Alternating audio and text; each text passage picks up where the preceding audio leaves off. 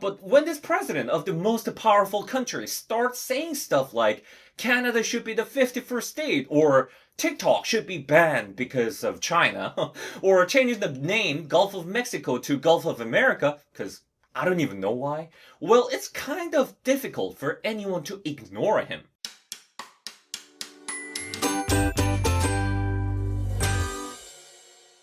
Hello interpreters, this is Mason the interpreter. So Donald Trump is officially back in office as of January 21st, 2025. And I just wanted to talk about the impact this could have on us interpreters. I don't think many people will disagree when I say the USA is the most powerful country in the world today by many different definitions, so that makes this person extremely influential in the world we live in today. Honestly speaking, when it comes to US politics, I was never that interested before as a Canadian. But when this president of the most powerful country starts saying stuff like Canada should be the 51st state, or TikTok should be banned because of China, or changing the name Gulf of Mexico to Gulf of America, because I don't even know why, well, it's kind of difficult for anyone to ignore him. I think his radical policy is definitely enough to make many interpreters worried about how it could affect our career. So in this video, I'm going to talk about 4 major topics: economy, healthcare, immigration, and government changes. But before I start, I'm going to make one quick disclaimer because I know my limitations. I really don't know much about politics, so the things that I will be discussing in this video are my intuitive thoughts. I'm fully aware that in real life, things are much more complicated, so if you believe I am providing incomplete or incorrect information, please watch the video until the end first, then kindly leave a comment explaining why you believe I'm wrong or right. If you're ready, let's get started. The first topic is economy. From Trump's first term back in 2017, he made it very clear that he wants the US to be the number one and the center of the world's economy. Indeed, he has been repeatedly warning other countries that the US will go on a trade war if they don't comply with their new demands, and in his inauguration speech, he mentioned he will create an external revenue service that will perform a trade overhaul, as he called it. Basically, this means the US government will look at all the trades the country is doing with other countries and make changes such as imposing tariffs or controlling how or what gets imported and exported. But what I want to focus on is the labor, especially the international ones. For example, I'm a remote interpreter residing outside of the US, working for companies that are in the US, which means I get paid in US dollars, but I need to exchange this to Canadian dollars, let's say, to buy groceries from a local grocery store in Canada. And Donald Trump doesn't want this because it hurts the US domestic economy. In fact, it is not difficult to see that the new US government could discourage any businesses from hiring employees who do not pay taxes in the US. If this does happen, the LSPs will be forced to look away from hiring non-US based interpreters, although it is very likely the companies will adapt BPO, short for Business Process Outsourcing, which is utilized by some big LSPs already to hire non-US based interpreters without any legal or political complications. But even then, the new government's stance on trade war and domestic economy most likely won't have a positive impact on remote interpreters outside of the US. Then, are there any advantages to this we can think about?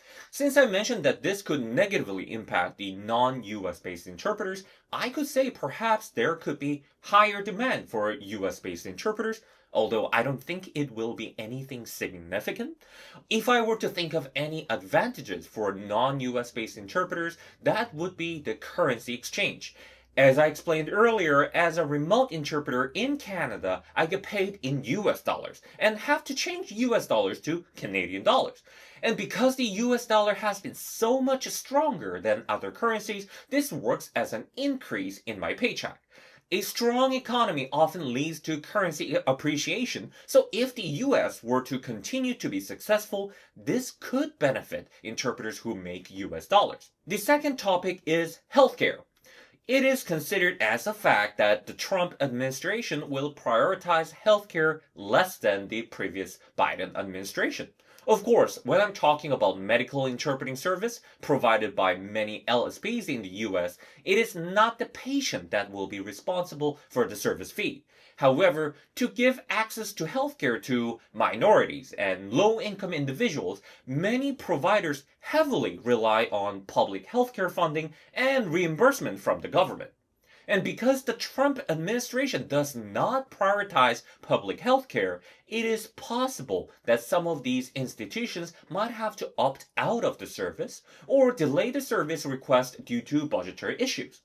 Then, of course, this chain effect can result in decrease of the number of jobs available for interpreters. For anyone who is wondering if there are any advantages to this, one different perspective I could provide is that although public healthcare is not prioritized, there are other matters that the Trump administration might prioritize, such as the military, or any science technology like rocket science, or quantum computing, or cryptocurrency.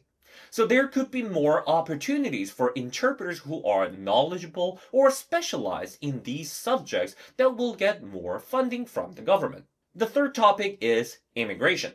I'm sure we all know that Trump is overall not a big fan of immigrants, especially undocumented ones or refugees.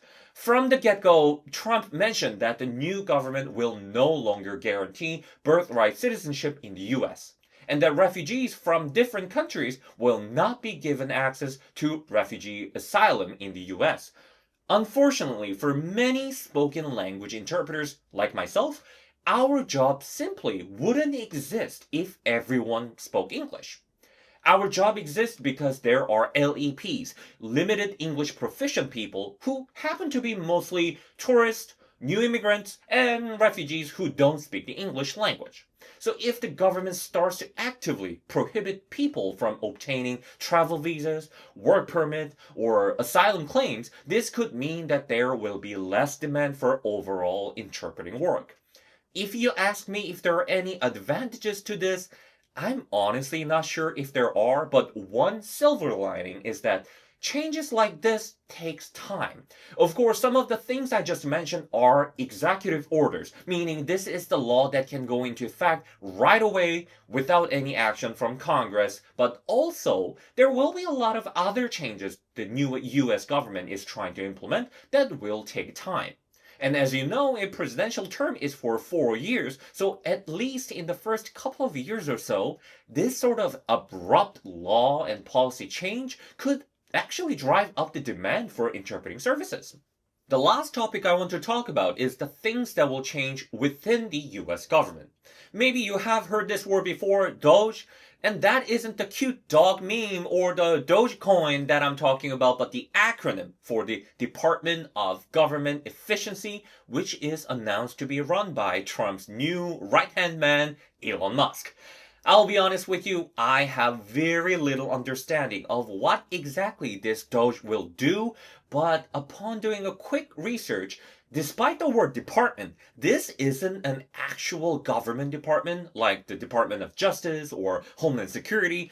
According to BBC, this is basically just a group of volunteer advisors, including Elon Musk, that will have a direct communication line with Donald Trump. Many of you probably remember how Elon Musk bought Twitter in 2022 and immediately fired over 6,000 Twitter employees, which was approximately 80% of the company's workforce. So we know that this man is serious about being cost-effective or cost-efficient. Elon himself actually said that he thinks he could save about $2 trillion with his plan for Doge, although he later admitted that's what he's aiming for, then the real figure would be half of that.